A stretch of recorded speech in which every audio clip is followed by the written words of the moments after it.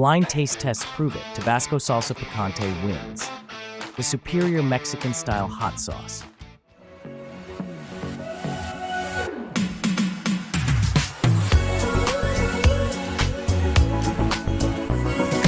Hi, I'm Pat Kobe, Senior Menu Editor of Restaurant Business and co-host of the Menu Talk podcast.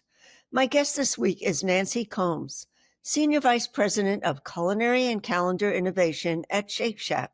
Nancy's based in Atlanta, where Shake Shack recently opened a state-of-the-art test kitchen where she oversees menu development. Shake Shack takes pride in being the first in the category to launch on-trend menu items. The Dubai chocolate shake introduced earlier this year is a good example. Innovation starts with guest insights, but it always relates back to Shake Shack's core menu of burgers, fries, hot dogs, chicken sandwiches, and shakes.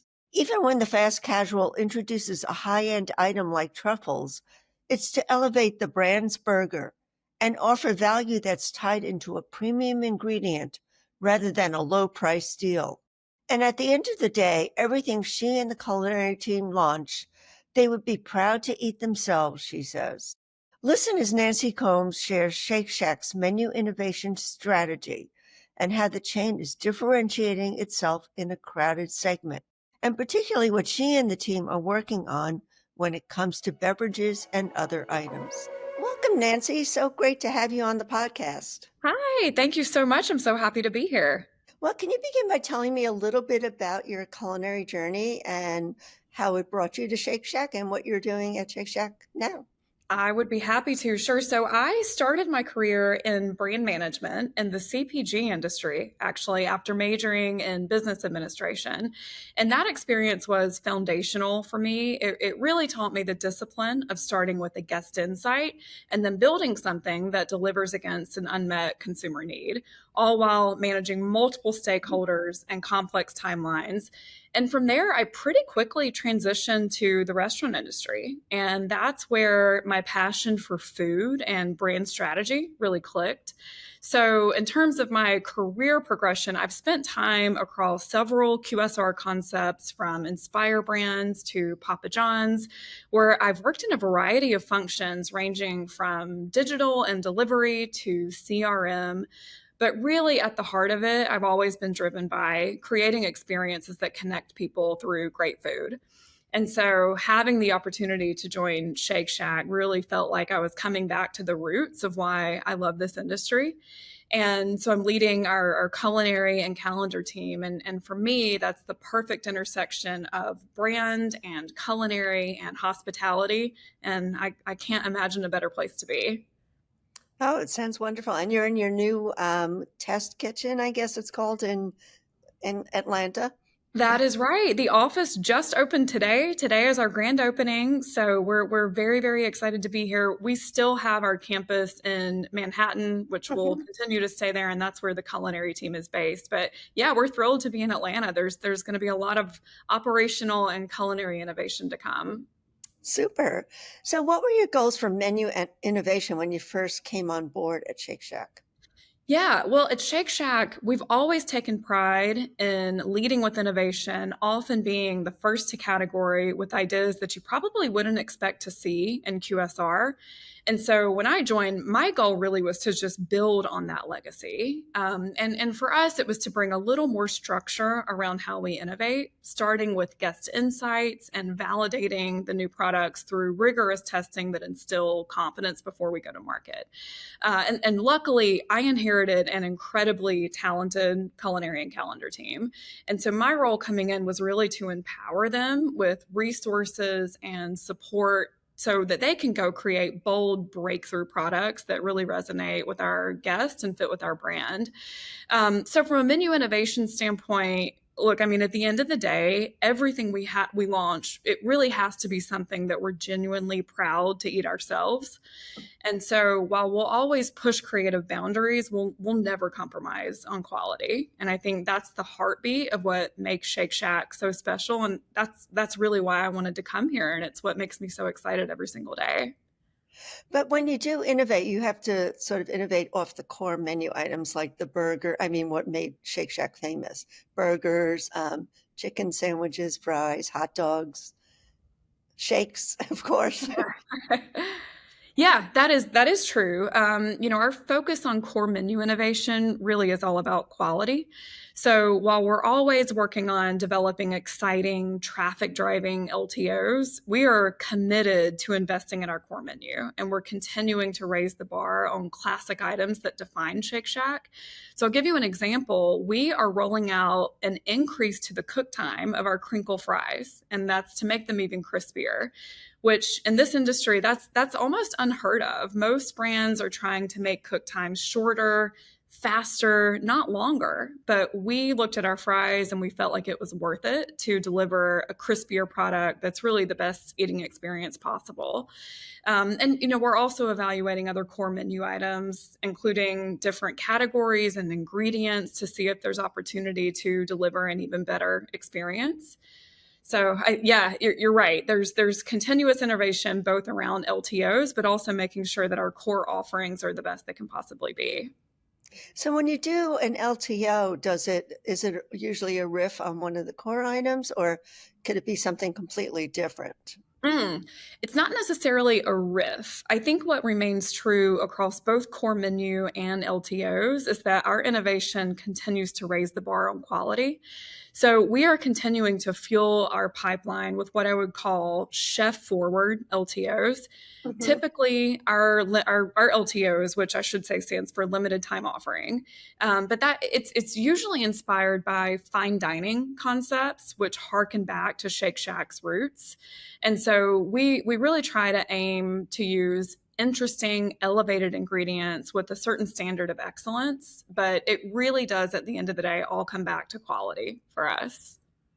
So what were some of your recent LTO successes that use, some fine dining ingredients or techniques? Sure. Well, you and I have talked before about the Dubai chocolate pistachio shake. And so that Right. is certainly one that's top of mind for me. We introduced it in April of this year. It was a sellout run in 3 cities. And so we brought it nationwide in June.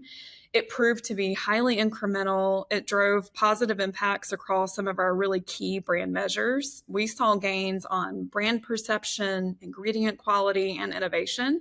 And we also had very strong likelihood to recommend scores from our guests. So that one is certainly top of mind. And then also this year, for the first time ever, we've introduced side innovation. So hopefully you saw over the summer fried pickles we Mhm. introduced. And then live right now, we have onion rings, which happen to be our most highly requested side ever.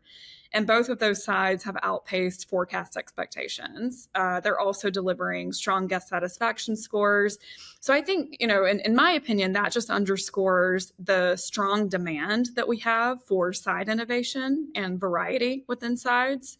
So I think you can expect to see a lot more to come in that realm. And just in general, I'm really invigorated by the successes that we've seen through LTOs this year. And how about some of the more esoteric ingredients you bring in, like you've brought in truffles before?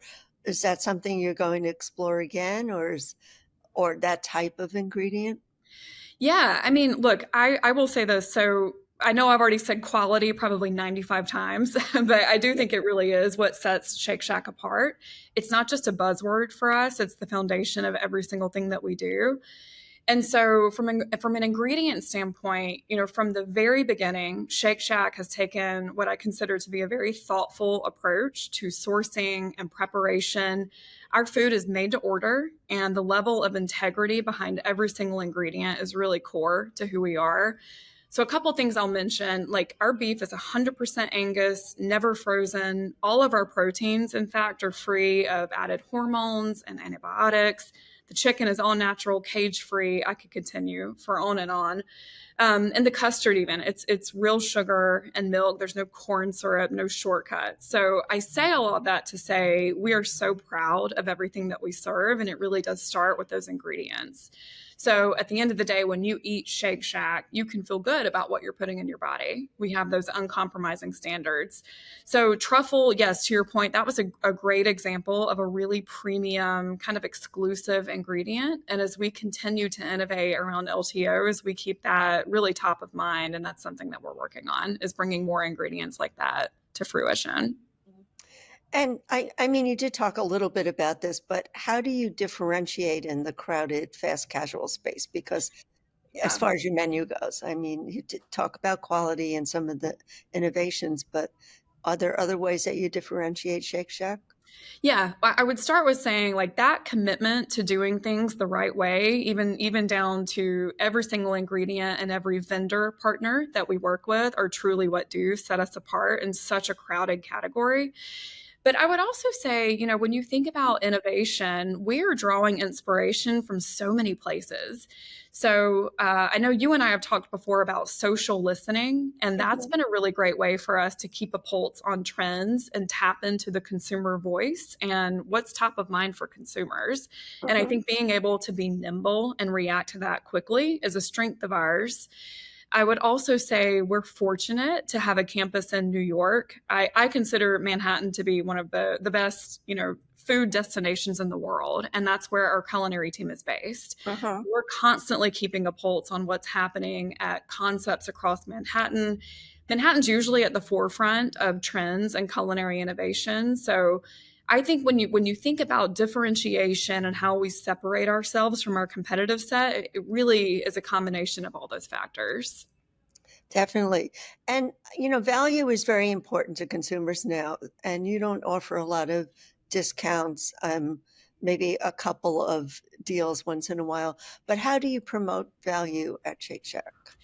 It's a great question. Value is so top of mind right now, probably for every single brand in the industry. And, for Shake Shack, all of the decisions that we make are with our guest experience in mind. So we, of course, have premium positioning because we source the best ingredients possible and, all the things we just talked about. So for us, value is less about price point and it's more about what you're getting in return for what you pay. But I will say we're being, in my opinion, smart about what I'll call accessible value. And so a few initiatives that come to mind for me would be we introduced dollar sodas through our app only earlier this year, and the goal there was to drive both value perception and digital engagement. We're also testing and expanding combo meals, which we haven't historically had at Shake Shack. Everything has been priced a la carte. Uh-huh. And so I think when it comes to value, the key is that we're not sacrificing our premium positioning. We're investing in culinary and operational enhancements, truly in an effort to improve the guest experience and drive frequency over time.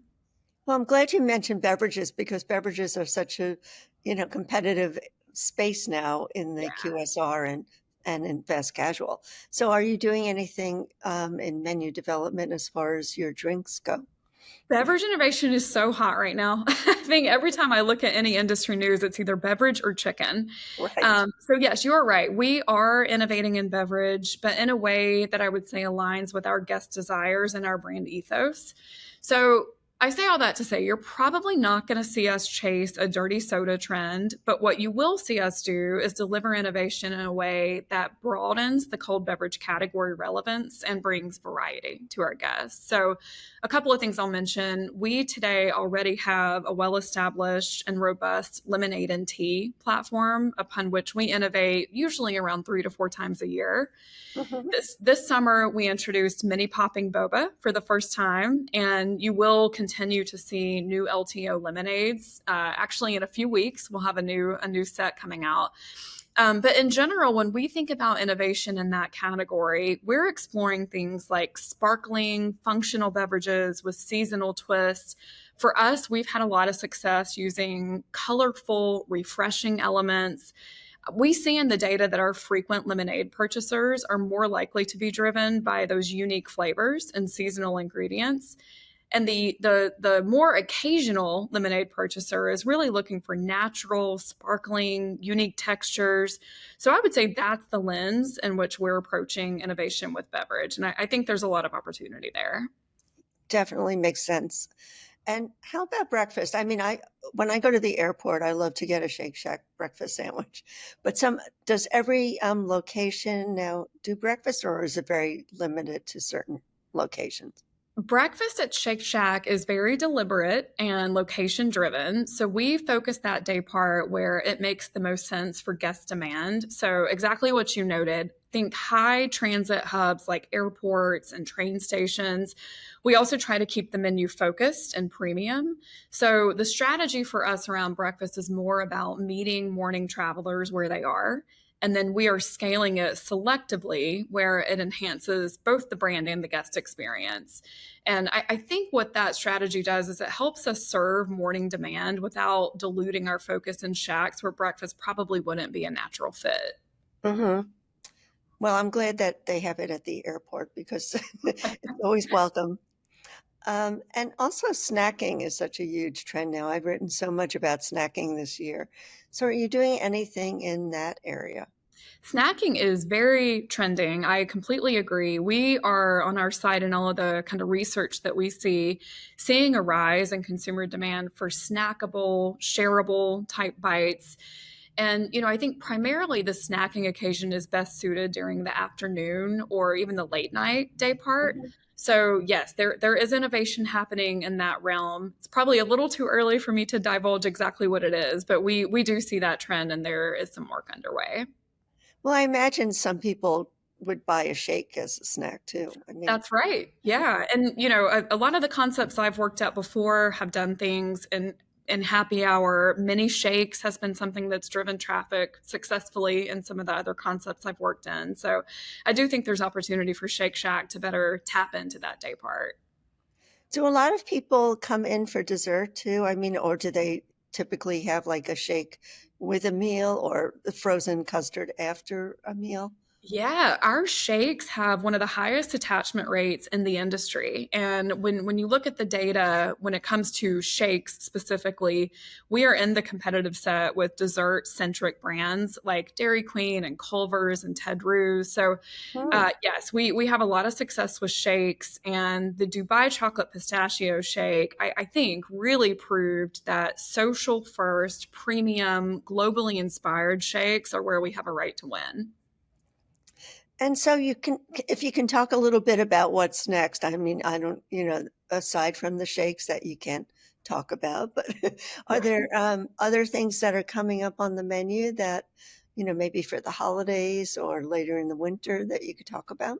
Well, yeah, there is a lot of work underway from an innovation cycle standpoint. Believe it or not, our team is focused right now on Q4 2026 and well into Wow. 2027. We have worked really, really hard to build a true 18-month innovation calendar with a qualified pipeline that can keep us ahead of the curve. So while I can't say exactly what's coming this holiday season, I will say that our guests who love our holiday shakes are in for a treat.